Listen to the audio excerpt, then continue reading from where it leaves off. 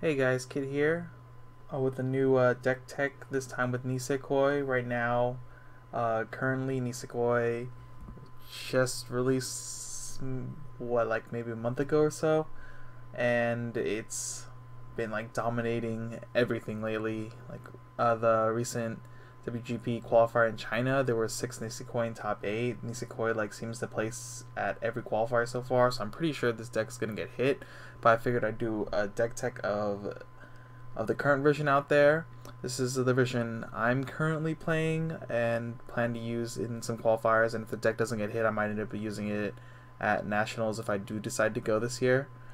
But besides that, let's get into the deck. As you can see, a lot of you have been requesting to be able to see the deck all at once. I found this really nifty program called Weiss Schwarz Builder, and I'm going to try it out in this video, see if you guys like it or whatnot. Can't really like see all the cards too clearly, but we'll see how this goes. Besides that, let's get into this. So right off the bat, the deck is basically centered around killing your opponent and like keeping consistent hand size and field. There are some weaknesses to this deck, which I'll go over, especially in this level 0 and 1 game. But first off, we'll start with the level 0 game. We run 2 Kosaki Searchers, which is a generic pay 1, discard 1, search for a key character from your deck, and then shuffle. We run this at 2. It's a pretty good card. It helps a lot with teaching climaxes, but mostly we use this at level 0 to either 1, set up the level 1 game, or 2, help us out when we get stuck at 0, because 0 is one of the weak points of this deck. Next we run 4 of the Chitoge Suicider / Runner. This card is ridiculous. It helps you build advantage while letting you get to level 1 first, which is a very big key part to this deck, because the level 1 game is a little bit above average as far as power goes, but it's pretty weak overall. So like Nisekoi does lose out at level 1, but what it loses at level 1 and 0, it makes up like tremendously at level 2 and 3. So we run 4 of this to build a hand advantage and also get to level 1 first, and hopefully we don't cancel a lot at 0.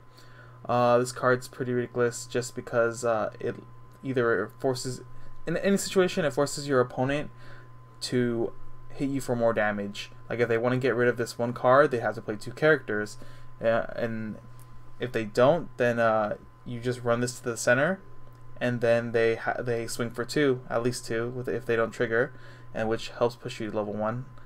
But besides that, we move on to the Marika Active Girl. So this card, when it comes into play, it lets you top checks and leave it there or mill it. This is great, especially for in-game purposes. You can decide to see your first trigger and see how you want to attack and so forth. But the second ability is the reason this card's in the deck instead of another card. It's when this card comes into play, you can discard Climax from your hand to Waiting Room, and then choose 1 key character in the Waiting Room and add to hand. This card is very useful in this deck because we do run the blue Arch trigger or Pants, whatever one you decide to use, or whatever terminology you decide to use. The reason this card's so good is that we do salvage the gates a lot, or any climaxes, and this helps us fix our hand, and also, like I said, check out what we're going to trigger and if we want to trigger that or not, or even mill it. But the reason I run this over the blue Chitoge that has pay 1, draw 1, discard 1, and is also 4K on your opponent's turn if they don't have, I believe, 3 or more characters on their field, or it might be 4, I forget right now. Mostly because it helps us, like I said, top check, and also it helps us save some stock early on or whenever we need it.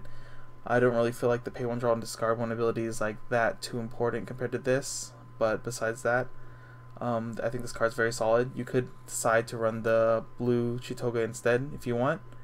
Moving on, we have 2 of these Chitoge First Love Brainstormers. This card's a very powerful card in this series because of the first ability, which is when one of your characters becomes reversed in battle. You can choose one of your other characters and give 1,000 for the turn. This is a very strong ability with how the level 1 game is set up. But also the second ability is Brainstorm, which is mill the top 4 for every climax you hit. You can give a key or weapon trait character 2,000 power for the turn. This is really good for helping out your level 1 game or milling out your deck to hunt for events that you might need or characters you might need for either this level 0 Marika or the support that's coming up, the Raku support. Then we have two more Marika and Swimsuit supports, or not supports, Brainstormers. They have pay 1, tap 2 of your characters, and then reveal the top 4 cards of your deck. For every climax you hit, you can search for one key character and put it into your hand. This is great for plussing hand in general, but what's so great about this Brainstormer is that its second ability is when this card attacks, you can buff another key character 1000 power for the turn. This is helpful for later in the game when you want your level 3 Marika to be sure to reverse things, or if you need help killing off some things early, and you can just push this up, or just attack with this and to buff other characters. Sometimes you do end up using it early, the first ability to buff like the Suicider early to kill something, but other than that, just a super solid card. Next, we have the Raku support. It gives all the key characters 500 power. And the second ability, which is the reason we're running this at 3 instead of something like 2 or something, is that when this card comes into play, you can discard a card from your hand to the waiting room, and then if you do, you can get a Pendant of Promise from your waiting room. This entire deck and series is based off of these pendant events, and without these pendant events, the deck would still be very strong, or at least you can build a very strong deck, but these events really help out the deck overall and helps level 3 game, especially with Marika, as you guys know how silly that is by now. And finally, we're going to move on to the level 1 game. The level 1 game, we run 3 of this Marika Loving Carnage. I hope that's the translation. What's so great about this card is 105k, it's just 500 under base power, or vanilla power, but it has a great climax combo with the Red Gate, which is when the red gate is in the climax zone and you reverse your battling opponent, you can salvage a card. This helps keeps up early hand size, but also hand fix and prepares for level 2 and 3, which are the 2 most important levels for this deck. We only run this at 3 because though the climax combo is super good, it's not necessarily something we always want to have in our hand, and we need to make some room for the other level 1 game cards, especially pendants and also one of the counters. Next, we move on to 2 of the 1-0 Marika Suiciders. This card is really good. I like it because comes into play. Reveal the top card of your deck. If it's a key character, you add it to hand and then you discard a card. It helps us get rid of climaxes in our hand, especially since we do run the blue arch trigger or pants trigger, and it helps make that pants trigger advantage even better.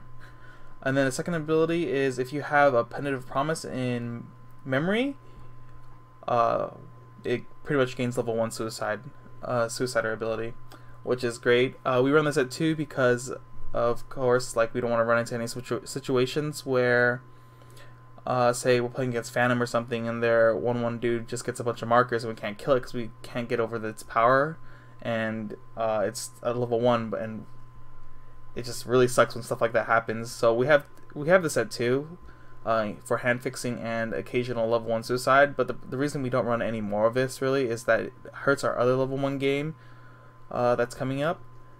Next, we run 2 of the red 1/1 Pendant of Promise with Marika on it.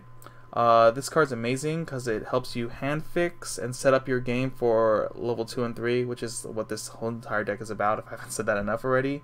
It's pay 1, rest 2 of your key characters, and then choose 2 key characters or you don't have to rest 2 key characters, but you have to rest 2 characters, and choose 2 key characters in your waiting room, add them to hand, and then discard a card, and then send this card to memory.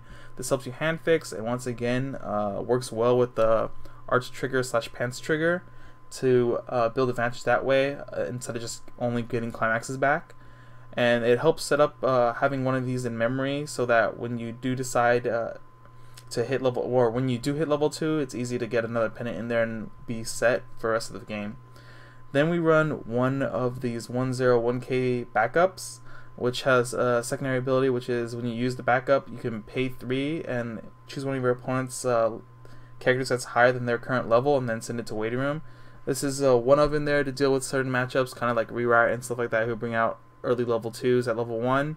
This is just a 1-of tech card, and it also helps out against the mirror match a little bit, though it's not amazing in the mirror match in my opinion. But yeah, this is just 1-of in tech card. It's not that important, but the way the deck is built, you can just search this card out whenever you want if you need it. Then the main level 1 game for the most part is this Kosaki First Visit. This card's, in my opinion, helps your game out a lot, especially at level 1, because one, it has Clock on Core, and secondly, if you have a full field, it becomes 6k. So it's a 104k that gets 500 for every other key or sports character that's on your side of the field. So it's usually a 1065 with Clock on Core. It's about 1000 power normally over vanilla, which is great. And then even if your opponent does kill it, you can just Clock on Core to keep hand advantage / field advantage. And also, what's so great about the Clock on Core is because this deck runs very hard on level 2 and 3 is what you want to do. It helps you control your damage at level 1. So say if you cancel a lot, but you do want to get hit to level 2, you can just kind of clock yourself into level 2 by Clock on Coring this 1 or 2 times whenever they die. And because this is like, well, the ones that, because there's Clock on Core and stuff, your hand always kind of stays the same, and since it builds you hand advantage, you can sculpt your hand into level 2 and into your level 2 and 3 game without having to like ditch anything that much. Then finally, we run 2 Pendant of Promises. The blue one, that's just basically a 1/3k counter for key characters. This helps like get your Kosaki that we just showed become 9/5 to beat some things. And then also the main part of this pendant is that you can save 1 or 2 or whatever for your level 3 game, so your Marika can reverse things that are ridiculously big if you're afraid of other people running counters or anything like that. But besides that, it's just a really strong counter, and it's probably the, I would say, second best pendant you can choose right now. Alright, onto our level 2 game. We have a few level 2s, very few level 2s because our level 3, because of the level 3 Onidera, but we'll get to that. So first one is Marika, Daughter of the Police Chief. It's just a level support, but has a great secondary ability, which is when this card is played from your hand to the field, you can clock yourself 1 from the top of your deck to salvage 1 key character. What's so great about this card is that if your opponent purposely hits you to 2/5 to prevent you from playing Marika the next turn, you can drop this, clock yourself, salvage a card, and then clock yourself, draw 2, then play this and clock yourself to put you at 3/0 so you can play Marika. Your level 3 Marika game, and like in their life basically. It's also run as a 1-of because we kind of search it out whenever we want, and then you don't always need this in every matchup, but it's important to know when you should salvage this and hold on to this in certain matchups. But besides that, it's just an amazing tech card overall. Next, I'm gonna skip the counter and then come back to it later. But next we run 2 of these Kosaki Angel in white clothing. This card is pretty ridiculous. It's basically a free refresh card. If you have 5 or less cards in your deck, when you play this card, you can basically reshuffle your deck, and then instead of taking burn damage, you're going to draw 1 instead. So if you do play this to refresh, it's basically a heal 1 +1 when you play it, which is pretty silly. The secondary ability, which also helps a ton with your level 3 game, is you can rest 2 key characters and then choose one of your other characters, and it gets 2000 power for the rest, or for that turn. So this helps get Marika to crazy power levels, so your opponent can't really counter that well. And then finally, we have a 1-of the 2500 backup Chitoge counter, and has a secondary ability where it's pay to put one of your characters from the stage to the waiting room, and when you do, kill one of your opponent's level characters that are higher than its current level. So this is really good in the mirror match. Not just because it can kill the early level 3s, but because say your opponent sets it up and at level 3 and plays Marika and wants to like kill off one of your really weak guys that you left out, and there's no way for you to really defend it. If you have this counter, you can just pay for the cost to sack your guy, which is the cost, pay 2 and then just kill one of your characters on the stage, which is the cost to do this. Even if you have no target, you can still pay a cost. That way, their Marika can't double strike that turn, and basically just heals you like 3 damage right there, and it kind of might interrupt their game a little bit. But this is a really good tech to have for the mirror match. And right now, how the meta is, it's either you're playing Nisekoi or you're playing something that can beat Nisekoi or does well against Nisekoi. So I think this is a pretty important card to have, at least as a 1-of. You can even say if you don't like the 1-0 counter, you can cut it and put 2 of these 2-1 if you're just going to play against a bunch of Nisekoi mirror matches. We're going to move on to level 3, but this level 3 card is mostly mostly like a level 2 card. This card right now, Kosaki Maiden's Heart, is pretty ridiculous. If you have 2 pendants of Promise and Memory, it gains it gets -1 level in your hand. So basically, this is a 2/2. That's like an early level 3 that you can play very consistently, and it has another ability, which is if you have 2 or more other key characters, it gains 1,000 power of a turn. So it's 10/5, pretty much all the time. And then with 1 support, it's already 11k, which is pretty ridiculous at level 2. And then also, what makes this card like really silly is that when it comes into play, you can search your deck for 1 key character. This card, basically, if you have 1 of at level 2, you can just like flood your field. There are games where I'm 2-0, and my opponent and I have 2 Pendant of Promises in Memory, and I have 1 of these in hand. I just play it, then search another one, play it, and then search another one, and then play it and get a level 3 Marika to prepare for level 3. So 1 card can flood your entire field. So basically, this card's ridiculous. You should be running this at least a minimum as a 3 of in the deck. But I personally run it as 4 to like make things very consistent. And also, it's a lot easier to set up like all the games. And if you need blue early, you can level 1 of these up because you're not afraid to lose 1 of them since you run 4. The other level 3 game, we run 2 Chitoge Dependent Friendship.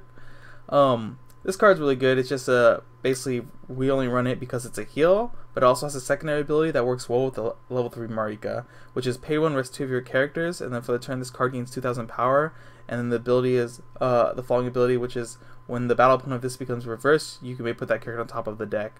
So this works very well with the level 3 Chitoge, which is your finisher, because the level 3 Chitoge has an ability, which is if you have 2 or more Pendant of Promises in Memory, you can, when this card attacks, you deal 1 damage to your opponent. So you can guarantee that 1 damage to be not be a climax through this Chitoge healer. If you don't want to run the Chitoge healer, the blue Marika is a good choice also, because it does climax combo with the blue arch climax. But besides that, I prefer this Chitoge just because it's a little bit more aggressive and it fits very well in red and so forth. And then finally we have Marika's Maiden Heart, which is the card that everyone should be running. It's basically the reason you play Nisekoi at this point. It's because of the first ability that I just said recently, which is if there's 2 or more pendants in your memory, when this card attacks, you deal 1 damage to your opponent. That's pretty silly, first of all, because getting 2 pendants in memory is like the easiest thing ever. But the second ability is what puts this card over the edge, which is pay 2, discard 3 cards from your hand to the waiting room. And this ability can activate up to one time per turn. And when the battle opponent of this becomes reversed, if you have 2 or more other key characters,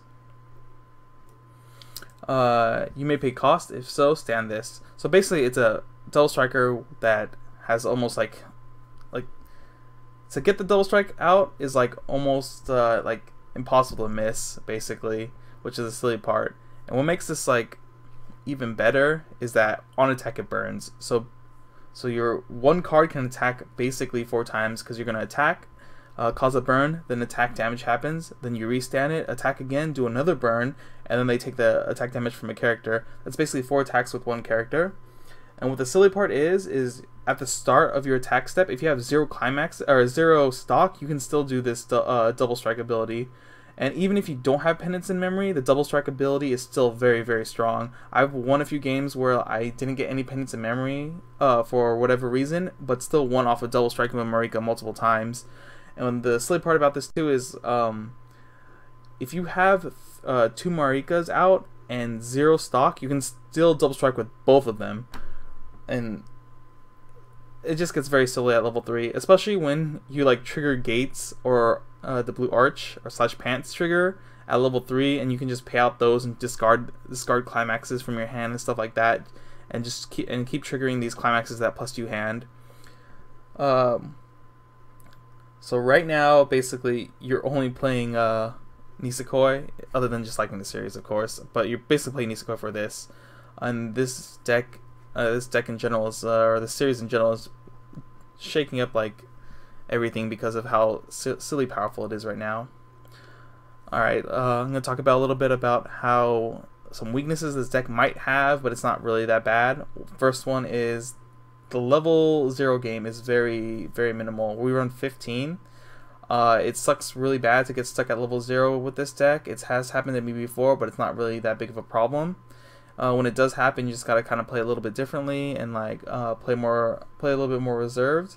But besides that, the level 0 game is pretty solid because you do have the Suicide Runner and other things like that. But it does suck a lot if you do cancel out at 0.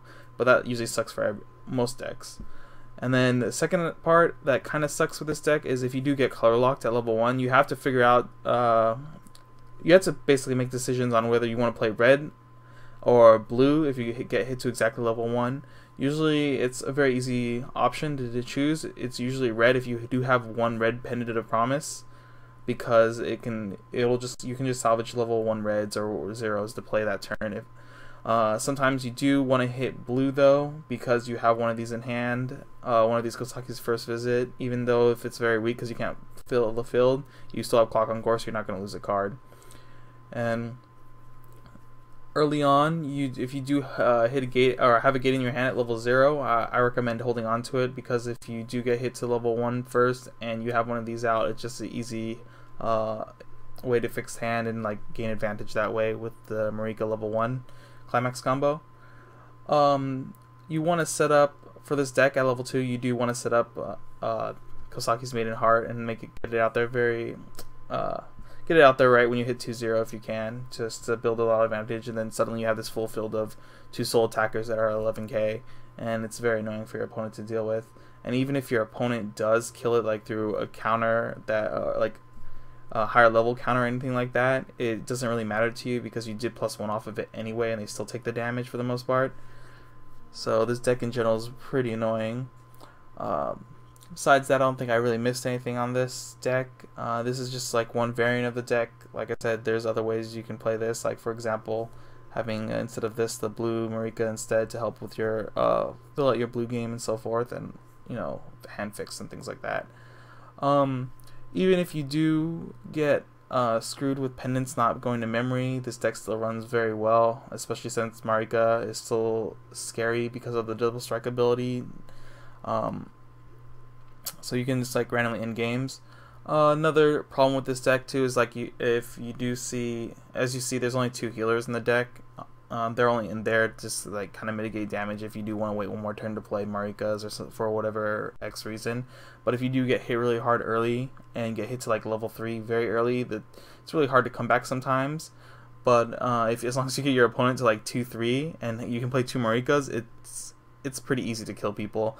I've killed multiple people from them being at level, I'm at level 3 at 3-0 and they're at like 2-3, and I play 2 Marikas and they just die because there's like nothing they can do, especially if they're out a lot of climax at that point. Marika is a very silly card, and if you don't have Marika in your deck right now, I really suggest you put that in if you're playing Nisekoi. I think that covers everything for Nisekoi right now. I'm pretty sure this set will get hit with some kind of restriction list soon. My assumption is, after talking with everyone about it, is that Chitoge, the level 3, or not Chitoge, the Marika level 3, Kosaki early level 3, and the free refresh character, those 3 characters I think are going to be on a restriction list of choose one. That kind of makes the most sense. There's no sense right now. There's no reason to hit any of the pendants because they're not overly strong right now, or they're not overly strong, and the whole set right now is based around getting these using these pendants. So I feel like there's no reason to hit pendants right now. But it definitely, those 3 cards are what caused this deck to be so silly and like so consistent right now. Anyway, if you enjoyed this video, please let me know below if you like this new formatting, just so you can see the entire deck at once. Normally I kind of like having the cards in my hand so I can move around and show you kind of like how the field setups are and stuff like that. But besides that, this is like a pretty easy way to set up decks, and especially if I don't own all the cards, which I normally do have all the cards, but sometimes you know, I might be missing 1 or 2 cards. This might be an easy way to just show it off and like kind of go through the entire deck. If you have any suggestions for the video, any future video deck techs, let me know in the comments below. Tell me how much you like this or not. But besides that, like, comment, subscribe, and hopefully you guys enjoyed this video. And I'll come out more with more deck techs more consistently now. Shout out to Triple Crown and all the Kira Kira guys and stuff like that. Currently been hanging around Triple Crown a lot for their tournaments and been winning a few and so forth. They're a good group of people, and if you're ever in California, you should check out Triple Crown Games. I believe they're in Harbor City. I never remember the city name, but yeah, check them out. They have a pretty decent Weiss community. And besides that, I'll see you guys later. And hopefully I'll come out with more deck tech soon. Later, guys.